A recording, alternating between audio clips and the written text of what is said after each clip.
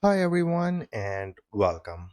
In the previous video we have covered that how we can use this Seed Studio XIAO ESP32C3 as a Modbus TCP client and read the input register data of our Modbus TCP IP device. Okay, now in this video what we are going to cover is how to create this ESP32C3 board as a Modbus TCP client and read the coil status from our Modbus TCP IP device, or you can say of our Modbus TCP IP device. So I'm going to simulate the Modbus TCP IP device using this Modbus slave software. So let's see how you can simulate it. So first of all, you have to go to setup. You can set the slave definition and we want to read the coil status. So I can select the function code 1 for coil status. I want 10 coil with starting address 0 and I can press OK here. I can go to connection. I can click on connect. And the connection type I want is Modbus TCP IP connection because our XIAO ESP32C3 board is supporting wireless connectivity. Okay, you can see I have connected the wireless antenna here. So this can connect to my Wi-Fi and it also make a connection with this Modbus TCP IP device which is running in my system. And if I have some other Modbus TCP IP device which can be hardware device connected in my network, then also this XIAO ESP32C3 board can able to read those data. Okay, so we have to select the Modbus TCP IP connection because it is going to read the data from wirelessly with TCP communication. So connection type is Modbus TCP IP, port number 502, and I can set OK. You can see ID is 1, function code 1 is for coil status. Now let's check the connectivity of our Modbus TCP device which we have created using Modbus slave. So here is our ModScan software. I can use coil status, the length is 10. I can go to connection, I can click on connect, and the IP address, either I can use my localhost IP address or either I can use my system IP address. So if I clear the screen and if I write the IP config, you can see IP address of my system is 192.168.1.7. So I can use this IP address because the ESP32C3 is going to connect with this IP address to read the data. Okay, so I have to provide this IP address, the service port number, and okay. You can see it is connected. I can change the value to on from here and you can see it is on. I can turn it off from here. It is turned off. Okay, so our Modbus TCP device is up and running with the 10 coil. Now I want to read the coil status in the XIAO ESP32C3. Okay, that what is the coil status from 0 to 9. So let's see how we can do that. So here is our Arduino code, and before running your Arduino code you have to install your Modbus library. So you have to go to library manager, you have to search for Modbus-ESP8266, and you can see Modbus ESP8266 is installed in my system. Okay, so make sure it is installed in your system as well. After that you have to change the SSID and password of your Wi-Fi, and here you have to provide the IP address of your Modbus TCP device.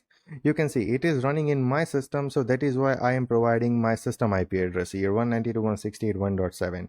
But if your device is a hardware device and it is attached to any network, and in that network your ESP32C3 is going to be, then you have to provide the IP address of your Modbus TCP hardware device. Okay, the starting address of the coil which I want to start the reading is 0. The number of coil I want to read is 10, and the interval is 1000 milliseconds. So it will read each coil status at every 1 second.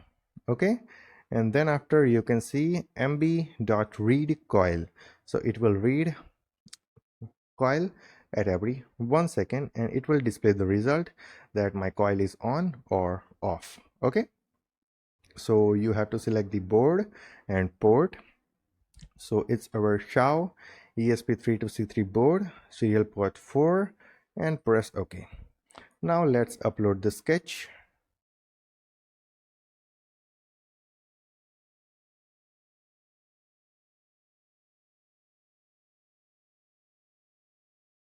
Okay, uploading done. Let me open the serial monitor. Okay, let me reset it. Okay, Wi-Fi connected, IP address 192.168.1.5, and you can see the coil value from 0 to 9, which is all off. Let me turn on any one. Okay, you can see it is on. Let me turn on the last one. On. Okay, let me toggle the middle one. You can see on, off, on, off, on. Okay, so it will read the coil status at every 1 second. After reading the coil status, if I want to generate any alarm or if I want to connect any buzzer with my ESP32C3 board, I can connect. Based on the coil status, it will turn off the buzzer or it will turn on the buzzer, okay, based on the coil status. And if I want to send any telegram alert based on the coil status, then also I can do it. And if I want to do some other stuff with that, if I want to create a web server and in which the coil status will display like a simple web-based SCADA, then also I can do it. It's up to you that how you want to use this data in the industrial system. Okay, but this ESP32C3 board is capable to read the coil status wirelessly of your Modbus TCP device, and then after you can write a code to perform other stuff like adding buzzer, adding LED, adding flashlight, or adding any alert code which can send you the alert on mobile and some other things. Okay, so that is possible. So whatever our agenda is for this video, that how to use or how to create Modbus TCP client using XIAO ESP32C3 to read coil status of any Modbus TCP IP device, that has been done. I will create a blog and I'll provide this code in the blog. You can visit the blog and you can copy the code from there. You can just change the SSID and password in the code. Okay, as per your Wi-Fi, you can change the IP address for your actual Modbus TCP device. You can make the changes for starting address, number of coils, and the interval. Right now I am reading all the 10 coils at interval of 1 second, but you can change the interval as per your requirement. Okay, so I hope this thing is clear, and if you still have any question or any doubt, then you can always ping me on Telegram, Instagram, WhatsApp. Every link is available on this website. You can click here to chat with me on WhatsApp. You can click here to ping me on Instagram. You can click here to send me a message on Telegram. Also, you can send a message on LinkedIn, and here is our GitHub. You can follow us on GitHub, and here is our YouTube channel. You can subscribe to our YouTube. Okay, now in the next video we are going to read the input coil status. So here, if you go to setup, then right now we are using the function code 1 for a coil status, but in the next video we are going to read the input status and we are going to use the function code 2. Okay, so stay tuned for the next video, and till then, take care, goodbye, and thank you.